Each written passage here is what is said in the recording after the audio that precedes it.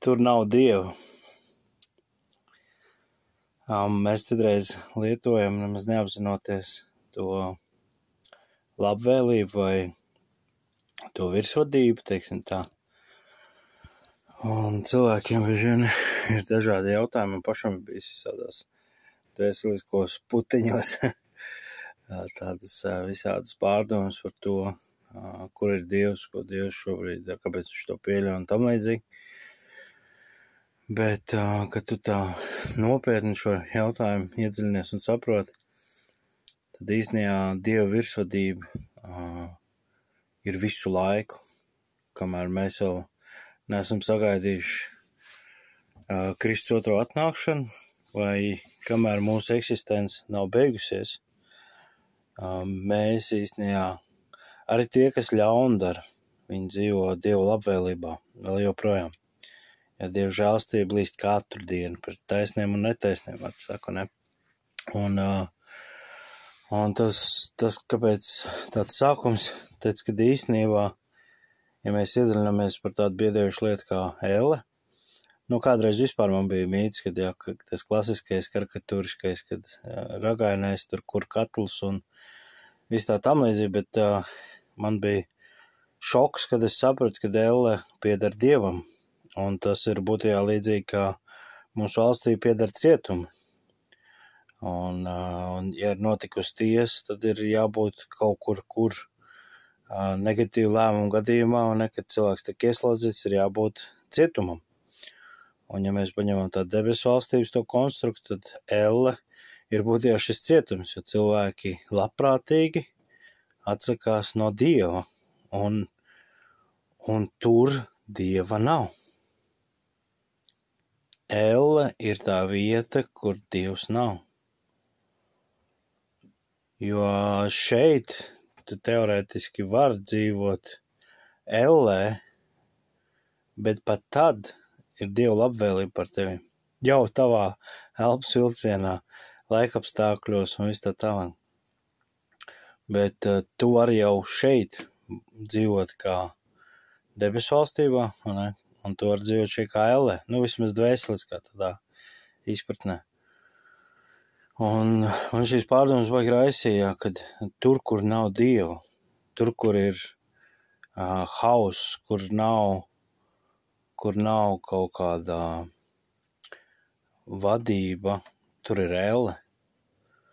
Un tas vēl jau vairāk mani motivē domāt par to, cik svarīgi, ka mēs uzlabojam, ka mēs kārtojam savus dvēseliskos procesus un garīgās patiesības ieviešam savās dzīvēs un menedžējam tās lietas, kas mums ir uzticēts. Kad tas netiek pārtraukts ne uz brīdi, jo tajā brīdī, labi, ja mēs nevaram teikt elle, bet būtībā tur kļūst slikti. Ja tu nemenedžē savu to redzējumu, savu to vīziju, savu to ielikto Dieva aicinājumu, tad pirmkārt tu jau dzīvo tādā neforšā vietā, teiksim tā.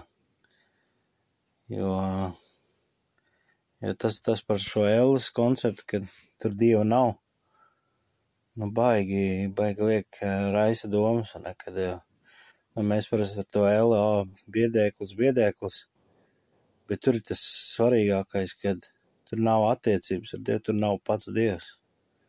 Tā ir vieta, kur nav. Tas līdzīgi kā nav gaisma, ir konstanta tums, vai nav mierinājums, ir konstants sāpes.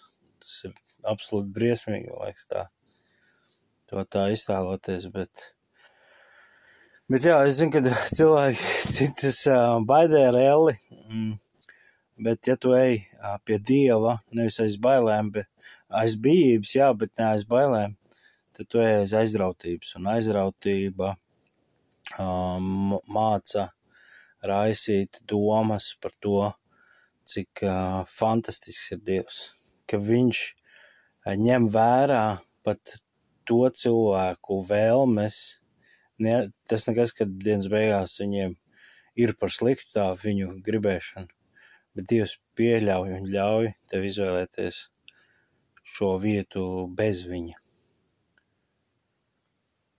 Domājieties, cik tā ir tāda, jo man cilvēciski, es negribētu pieļaut to, es pat varbūt, un tad tai brīdī es pārkāju vakal otru cilvēku tādas tiesības un gribēšanu, varēšanu. Es gribētu piespiest viņam dzīvot labajā.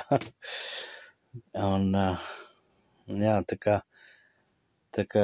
man liekas, jo vairāk mēs esam tajā vietā, kur ir Dievs, kur Dievs tiek proklamēts, kur Dievs tiek ieaicināts, kur tiek gaidīts, kur ir viņa griba, viņa izpausme, tur aizvien ir debesu valstī. Tur ir forši, tur ir sulīgi, tur ir miers, tur ir attīstība, tur ir inovācija, radošums, prieks, smiekli. Tur ir visas tās garšīgās lietas, ko mēs īstenībā citreiz meklējam, kādās destruktīvās, ko Dievs neakceptē, nekādas narkotikas, kaut kādas izlaidības un visas tās lietas, kas beigās aizved pie bezdievības. Baigi var rotaļāties ar to terminu, bet viņš baigi labi iedod citu to šķeltu un rakursu un liek mums pārskatīt to domu par Eli un to Eles esenci, kad dienas beigās tās attiecības ar Dievu, attiecības ar līdzcilvēkiem. Kā mēs viņus veidojam, un te atkal ir, kā piespiest mēs nevaram. Ja iespējams, tur miera ar visiem, ne? Ja iespējams, var nebūt iespējams. Un tur var būt vairāk, varbūt tavu resursu vai kapacitātes šobrīd tur nespēja pieļaut, vai otrā krastā. Tu var izdarīt visu, bet jau otrā pusē tu esi vienkārši sliktais. Viņa acīs, tu to nevar bieži vien mainīt, vai paiet laiks, vai dievgarši pārdabiski var pieskarties cilvēku. Tā kā es svētīts, šalom, tāds garšīgs pārnums.